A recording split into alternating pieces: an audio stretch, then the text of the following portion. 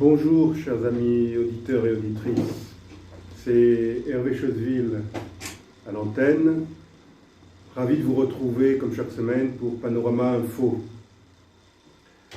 Depuis le 24 février 2022, il y a presque un an, date de l'agression de la Russie de Poutine contre l'Ukraine, je répète souvent lors de mes émissions qu'une guerre peut en cacher une autre.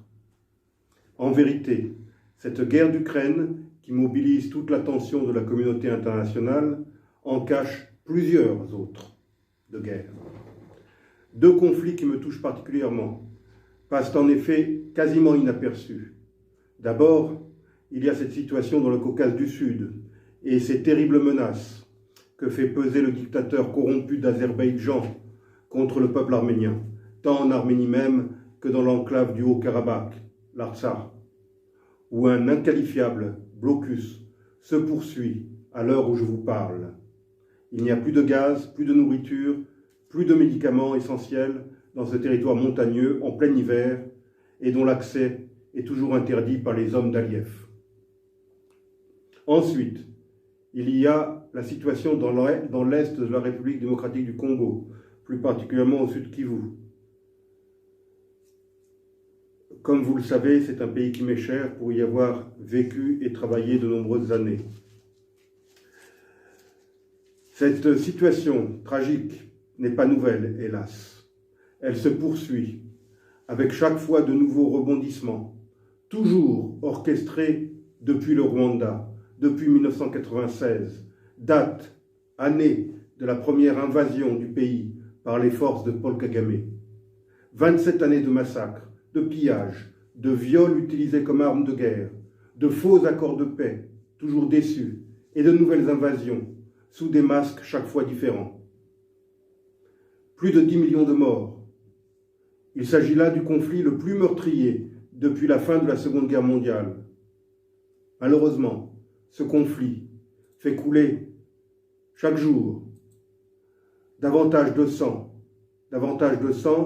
beaucoup plus de sang d'ailleurs, que d'encre journalistique ou diplomatique. Depuis plusieurs mois, une nouvelle fausse rébellion, montée de toutes pièces par le régime de Paul Kagame, met à nouveau le Nord Kivu à feu et à sang, sous le prétexte de vouloir sauver les Tutsis du Congo d'un génocide imaginaire. Ça vous rappelle peut-être ce que dit Poutine depuis presque un an en prétendant sauver les russophones d'Ukraine d'un prétendu génocide perpétré par les autorités de Kiev. Jeudi 26 janvier, ces faux rebelles ont poursuivi leur avancée au Nord Kivu en s'emparant, après de violents combats, de la ville de Kichanga, à une cinquantaine de kilomètres à vol d'oiseau, au nord-nord-ouest de Goma, la capitale provinciale. En fait, pour situer un peu, c'est de l'autre côté du parc national des Virunga, le plus ancien parc national d'Afrique, au-delà des volcans qui dominent cette grande ville de Goma, laquelle borde le lac Kivu et qui est, pour son malheur, frontalière du Rwanda. La prise de Kichanga signifie la poursuite de l'étranglement de Goma, qui ne peut plus être ravitaillé par voie terrestre. L'armée congolaise a expliqué la perte de Kichanga par un improbable retrait tactique. Hélas, depuis 1996, l'armée zaïroise puis congolaise, minée par un mauvais commandement, avec un nombre invraisemblable de généraux, mais très peu d'hommes bien entraînés et payés irrégulièrement, minée par la corruption, par la trahison, du fait de la présence au sein du corps des officiers d'anciens rebelles, prétendument intégrés, mais toujours secrètement inféodés à Kigali. Cette armée, donc, a toujours reculé face à l'armée rwandaise et face aux fausses rébellions, bien armées et bien équipées par le pouvoir de Paul Kagame. Il semblerait que cela soit encore le cas aujourd'hui. Sans vouloir en dire davantage, je voudrais à présent vous faire écouter le témoignage d'un habitant de Goma que nous avons réussi à joindre lundi dernier.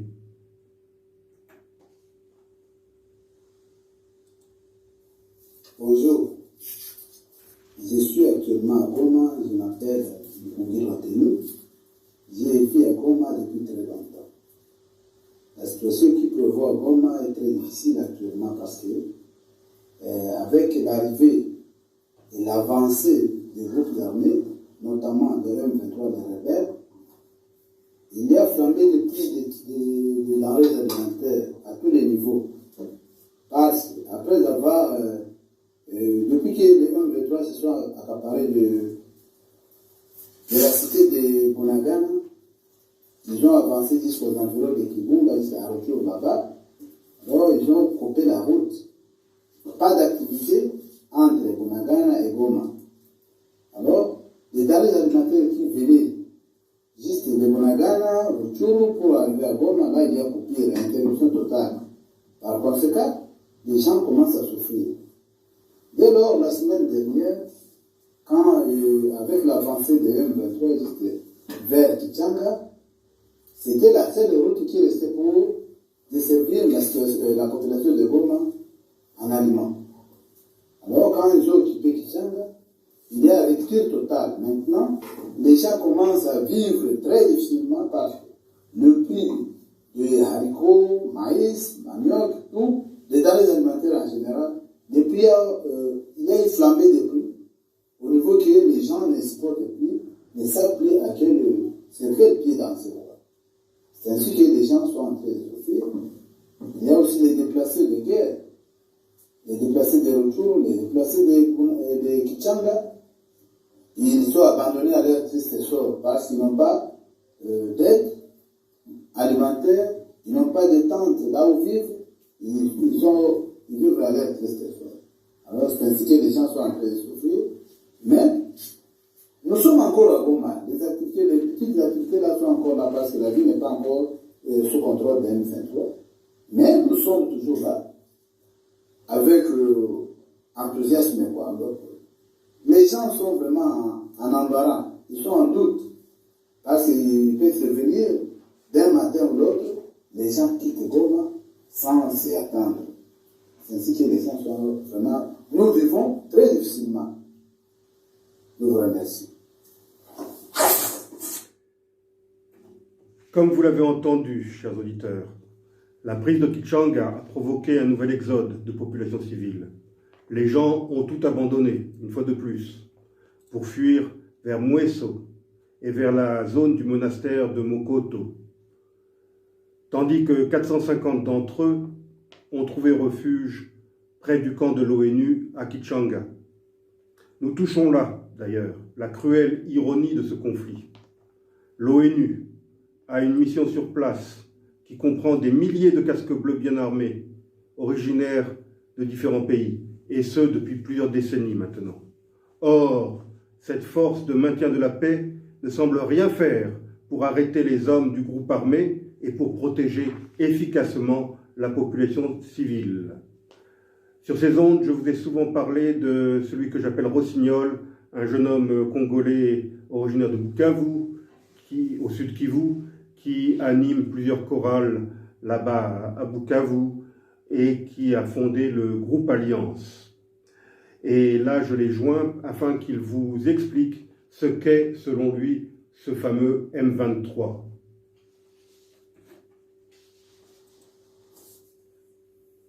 Qu'est-ce que le M23? Le mouvement du 23 mars.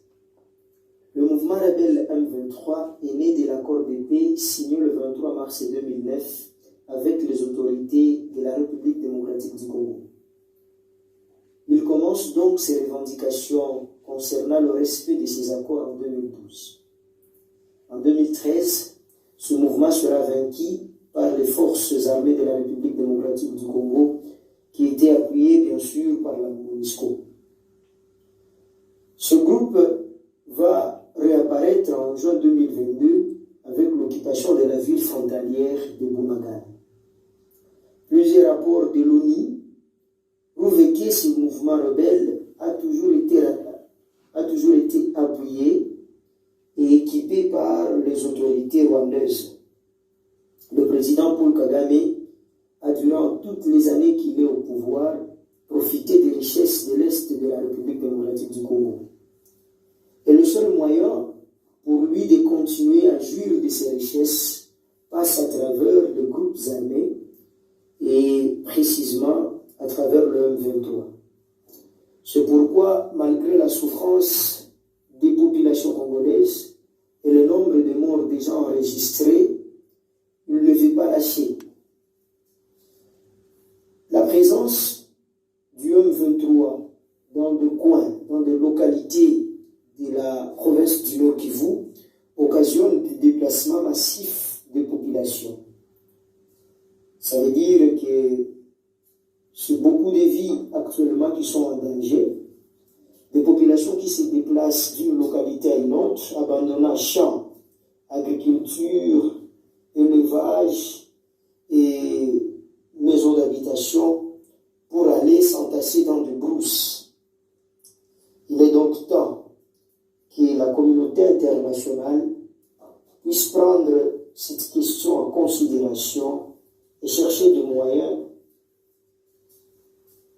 pour mettre fin à ce qui se passe actuellement au Nord Kivu. Je me retrouve actuellement à Goma. La population vit dans une inquiétude. On dort en se demandant si demain, en se réveillant, la ville sera toujours entre les mains de nos autorités ou ce mouvement qui ne cesse de gagner du terrain ne pourra pas arriver jusque dans la ville de Goma.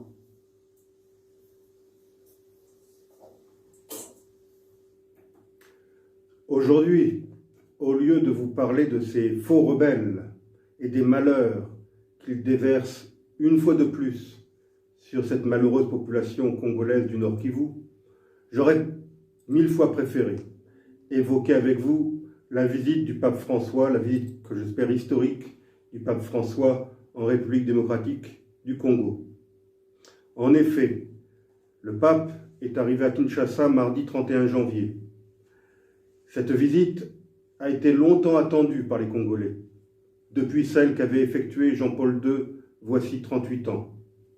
Tant de guerres, tant d'invasions, tant de souffrances ont affecté le plus grand pays catholique d'Afrique depuis cette visite-là.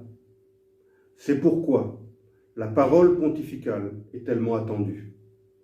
Cette visite de François aurait dû avoir lieu l'an passé, et elle aurait dû inclure une étape à Goma. Hélas, elle avait dû être reportée du fait de la mauvaise santé du pape. Et la visite de 4 jours qu'il effectue à l'heure où je vous parle, et que je vous encourage à suivre sur KTO, n'inclura pas de passage à Goma, même bref, et ce, pour des raisons de sécurité. Le pape doit néanmoins recevoir à Kinshasa des victimes venues spécialement de l'Est. Au sujet de cette visite pontificale, je voudrais laisser à nouveau la parole à Rossignol.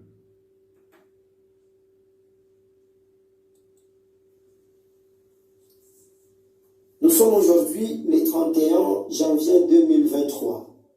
Le pape François sera à Kinshasa, la capitale de la République démocratique du Congo. C'est une grande joie pour les chrétiens catholiques particulièrement et pour tous les Congolais épris de la paix. Nous savons que depuis qu'il a été proclamé pape, le pape François n'a pas cessé de rechercher la paix à travers le monde. Sa présence donc en République démocratique du Congo chez nous aujourd'hui est un signe que nous sommes entrés d'avancer vers des jours meilleurs. Nous espérons qu'il va nous apporter cette paix qu'il a toujours cherchée. Nous espérons que sa présence va éclairer un peu la manière de faire de nos autorités, leur façon de gérer le pays. Nous espérons vraiment que sa présence va apporter un vent nouveau dans notre pays. Bienvenue à lui. Merci. Je me joins à Rossignol et à tout le peuple congolais pour espérer que cette visite du pape François apportera un peu de réconfort aux millions de victimes, pour que le Saint-Père trouve les mots pour dénoncer l'inacceptable, l'intolérable. Même si cela ne devait pas être complètement le cas, le passage du pape à Kinshasa aura au moins attiré un petit peu d'attention médiatique sur ce malheureux pays, et c'est déjà beaucoup. J'ai suivi ses premiers propos avec beaucoup d'attention lors de son arrivée le premier jour. Le pape s'est hélas exprimé en italien. Toutes les traductions, même les meilleures du monde, ne permettront pas